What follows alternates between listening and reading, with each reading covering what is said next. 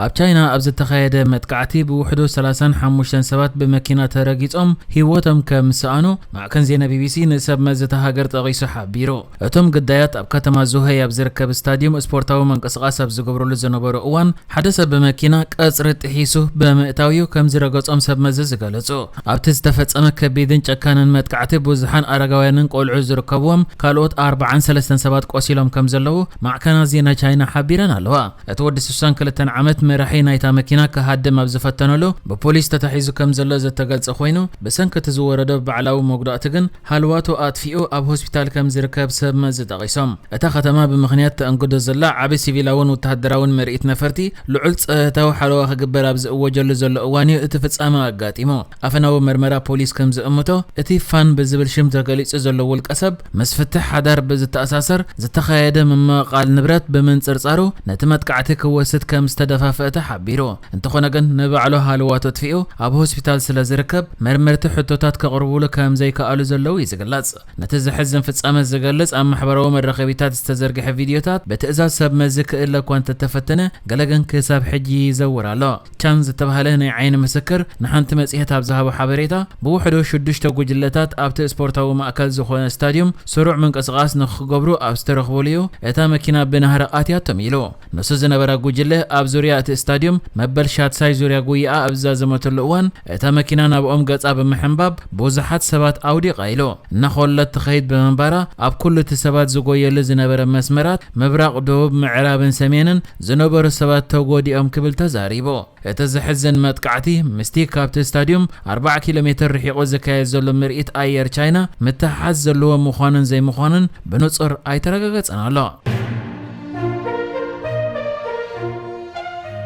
ናይ ቅድም ሚኒስትር ወጻኢ ጉዳያት ኣልጀርያን ናይ ሕጂ ፍሉይ ልኡኽ ዋና ጸሓፊ ውድብ ሕብረት ሃገራት ኣብ ጉዳይ ሱዳን ራምጣን ላማምራ ኣብ ኤርትራ መብጽሕ ኣብ ዘካይደሉ ዘሎ እዋን ምስ ፕሬዚደንት ኢሳያስ ተራኺቡ ከም ዘተየ ሚኒስትር ዜና ኤርትራ የማነ ገብረ መስቀል ሓቢሩ። ሚኒስትር ዜና ኤርትራ ብዛዕባ መብጽሕ ፍሉይ ልኡኽ ዋና ጸሓፊ ውድብ ሕብረት ሃገራት ኣብ ጉዳይ ሱዳን ራምጣን ላማምራ ኣብ ኤርትራ ኣመልኪቱ ዘርጊሕዎ ኣብ ዘሎ ጽሑፍ ፕሬዚደንት ኢሳያስ ሎሚ ኣብ መቐበለ ኣጋይሽ ደንደን ፍሉይ ልኡኽ ዋና ጸሓፊ ውድብ ሕብረት ሃገራት ኣብ ጉዳይ ሱዳን ራምጣን ማምራ ረኺቡ ኣብ ዞባዊ ምዕባለታት ብፍሉይ ድማ ኣብ ጉዳይ ግጭት ሱዳን ኣተኲሩ ዘተ ኣካይዱ ኢሉ። ኣብቲ ዘተ ፕሬዚደንት ኢሳያስ ኤርትራ ኣብ ምፍታሕ ግጭት ሱዳን ዘለዋ ረኣያ ናይ ግዳም ምትእታው ዘይብሉ ኣብ ሓቀኛ ሰላም ዝውሕስ ፍኖተ ካርታ ዝተሰረተ ሱዳናውያን ናይ ገዛእ ርእሶም ናይ ሰላም ጻዕርታት ክገብሩ ኣለዎም ዝብል ኣረኣያ ከም ዝኾነን ከም ዘነጸሮን እዚ መንገዲ እዚ ድማ ልዑላውነትን ግዝኣታዊ ሓድነትን ሱዳን ዘረጋገጽ ከምኡውን ሱዳን ኣብ ዓለማዊ ማሕበረሰብ ግቡእ ቦታኣ ክመልስ ይክብል ከም ዝተዛረበ ገሊጹ።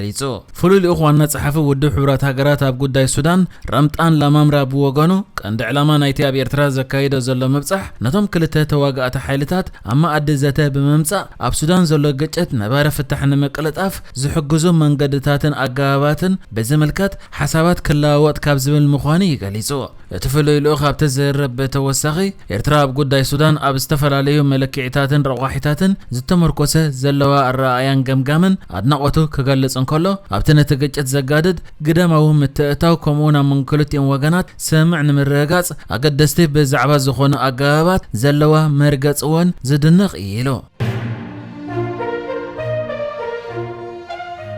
ኣብ ርእሰ ከተማ ኣዘርባይጃን ኣብ ዝካየድ ዘሎ ኮፕ 29 ዝበሃል ጉባኤ ቅልውላው ክሊማዊ ለውጢ ብርክት ዝበላ ሃገራት ዝሳተፋ ዘለዋ ኮይነን ኤርትራ ብመንገዲ ሚኒስተር መሬት ማይን ኣከባብን ተስፋይ ገብረስላሴ ትሳተፍ ከም ዘላ ተገሊጹ። ኣብቲ ወፂኢ ዘሎ ሓበሬታ ካብ 11 ክሳብ 22 ሕዳር ኣብ ኣዘርባይጃን ባኩ ኣብ ዝካየድ ዋዕላ ክሊማዊ ለውጢ ዘሎ ብድሆታት ንምቅጣም ክህሉ ዝኽእል ገንዘባዊ ሓገዛት ከምኡ ድማ ብከላ ዘስዕብ ጋዛት ዝጎድለሉ መንገዲ ብዝምልከት ክዛተ ምዃኑ ተገሊጹ። ሓለቓ ስታፍ ሰራዊት ኢትዮጵያ ፊልድ ማርሻል ብርሃኑ ጁላ ሰራዊት ኢትዮጵያ ንዝኾነ ይኹን ናይ መጥቃዕቲ ተግባር ወሳኒ ግብረ መልሲ ንምሃብ ድሉው ኣለ ኢሉ። ሓለቓ ስታፍ ሰራዊት ኢትዮጵያ ፊልድ ማርሻል ብርሃኑ ጁላ ነዚ መግለፂ ዝሃበ ኣብ ማእከል ስልጠና መኮንናት ሕርሶ ኣብ ዝተኻየደ ስነ ስርዓት ምረቓ ሓድሽ መኮንናት ኮይኑ ኣብ መግለፂኡ ድማ ብርሃኑ ጁላ ኢትዮጵያ ንዝኾነ ይኹን ዝገጥማ መጥቃዕቲ ግብረ መልሲ ንምሃብ ድልውቲ እያ ዘላ ክብል ተዛሪቡ። ፊልድ ማርሻል ብርሃኑ ጁላ ኣብ መደረኡ ኣብ ልዕሊ ኢትዮጵያ ዝፍጸም نزخون يخون ورار ربحان لأولونتن هاجر نمحلاو بوسان زخون أجباب قبر ملسكن هبولينا حيلتات مكل خالنا قبل علس ألاتنا وسان السجمت نموساد دما دلوات يوم دلو دحر مبال تلوخ أم دما بعود كفتس أميام قبل تزاريبو فيلد مارشال برهانو جلا وسيخو بزعبتهم آخرتك وجلتاتي لستقسم أبي تيبيا زنقص عطقات ملكيت دما ولون بدجز دقفو آخرتك وجلتات أبز هاجر انتهالو سراويت مكل خالقن بنتفت ممكاتهم يقصل الله دحر مبال برهانو جلا تمرقتي نتلو أخوام وفيات كوينام كقصلون معقبت تان لأولونتن تهاجر دما لعل قد زلهم كم مخانن زخون يخون زقتن بده دما دلوات كوينام كتصنحن آت حساسيبو أبي تيبيا نبرتي مبرق جوجام بقوند دما كتما زيبيست بسنك متقعت درون بوحدو 4 هيوتهم كسونن كلو بوزحد دما كم زقوسو لغاليصوم أبسمين جوجام بتركب أستات 10 شحن بارز قمتا كتما زيبيست منغو حيلتات فانون سراويت فدرالن قطاو ملو التوخسي كم زي نبركوا يقلص انتخونه دبداب هليكوبترن درونن كم زي نبرغنتا قاليصلا ابتز تخيده ناي درون متقعت دما اماكل عداغا كباب بيت تمرتن ماكل حكمنان بموداقو 4